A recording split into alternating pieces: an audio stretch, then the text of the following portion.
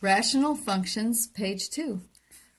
In this page, degree p equals degree q, again, where the rational function is a polynomial p of x over a polynomial q of x.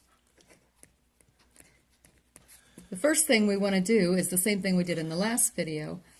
We're taking our function f of x as defined here, and we're multiplying top and bottom of it by 1 over x squared, because x squared is the largest degree term anywhere in the equation. When you distribute the 1 over x squared, you're going to get 10 minus 3 over x minus 1 over x squared, all over 9 minus 1 over x squared. As x goes towards plus or minus infinity, each of these terms head towards 0. So as x heads towards plus or minus infinity, the whole function is going to head towards 10/9. Therefore, f of x is heading towards 10/9 as x goes to the infinities. So we conclude when the degree of the numerator is equal to the degree of the denominator, there is a horizontal asymptote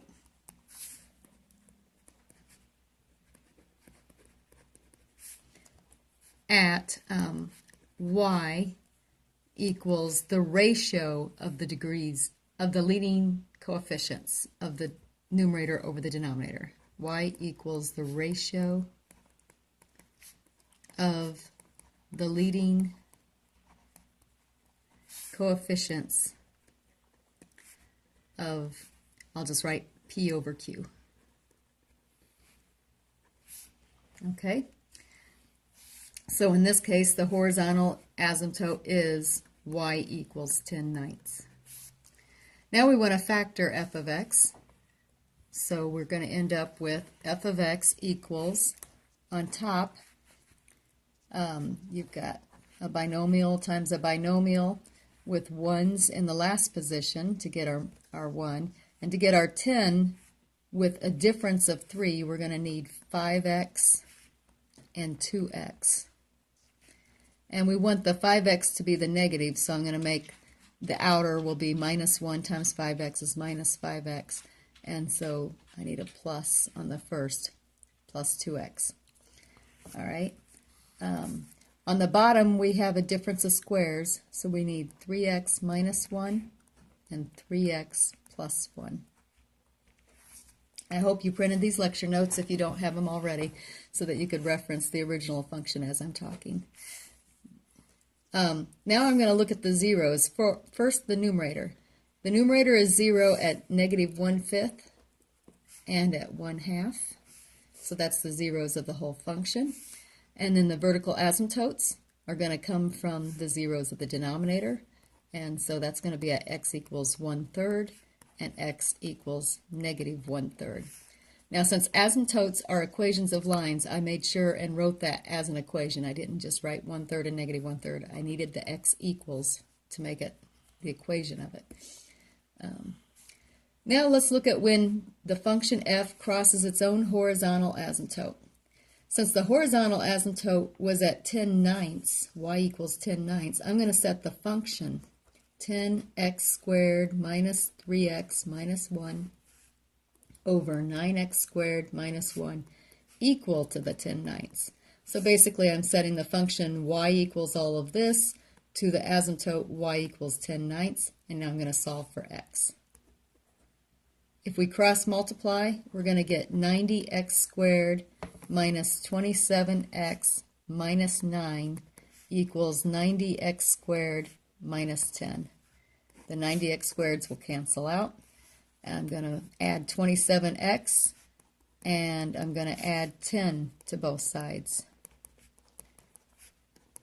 This is going to leave me with 1 equals 27x, which leads me to x equals 1/27. That's where we're crossing our own horizontal asymptote. I'm going to start to put some of this information on the graph below before I go any further.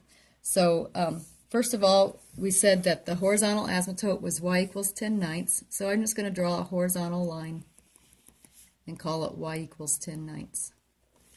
And then we said we cross our horizontal asymptote at 1/27. That's almost 0. So I'm going to just to the right of the y-axis, I'm going to plot a point. I'm not real concerned about scale.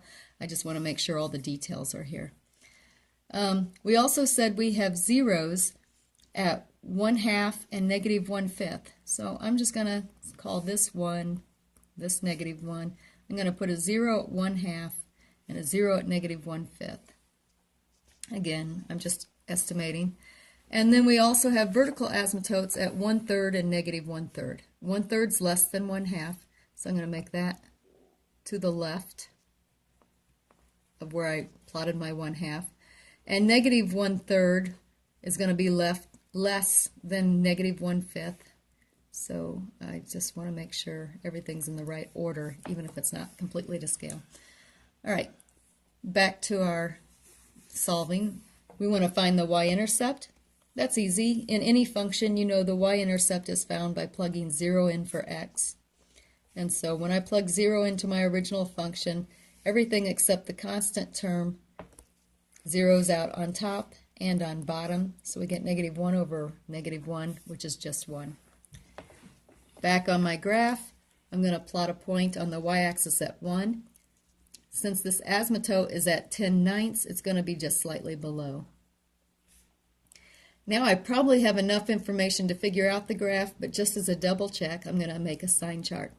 Using the factored form of f that we came up with before, and putting all the x values for both the asymptotes and the zeros, I'm going to make a number line, and I'm going to put those x values on it from left to right. Scale's not important, order is. So I got -1/3, -1/5, +1/3, and +1/2. Again, I'm going to look at the right end, or actually in this case it might be easier to look at the 0. Since the 0 is not one of our points, we can use it as a test value. If you plug in 0, we already know f of 0 equals 1, which is a positive number. So in the region that 0 resides in, the function's got to be positive.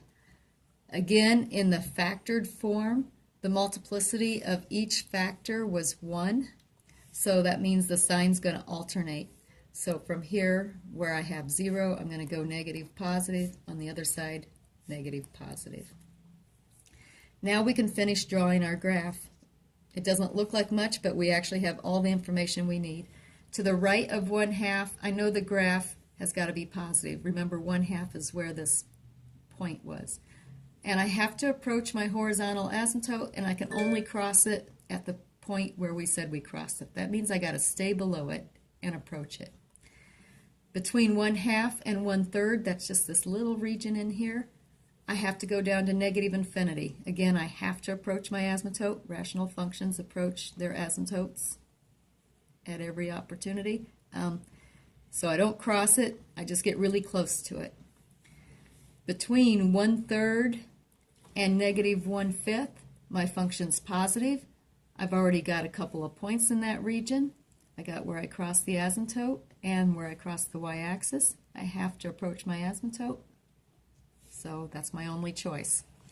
Between -1/5 and -1/3, the function's negative, so I'll just continue this curve and I'll approach -infinity. And then to the left of -1/3, my function is positive. And you might think, oh, I've got choices because I don't know any points here. Well, it can't be below because I only have a small portion below where it's positive, and it would force me down to cross it to approaching the -infinity, which I can't do since it's positive. And I'm not allowed to cross my horizontal asymptote because I already found the points where I cross, and there were none in this region. So I'm stuck with this as my only option. And that's it. Whenever the degree of P equals the degree of Q, recall our horizontal asymptote will be off the x-axis. And we've analyzed everything. That's it for page 2.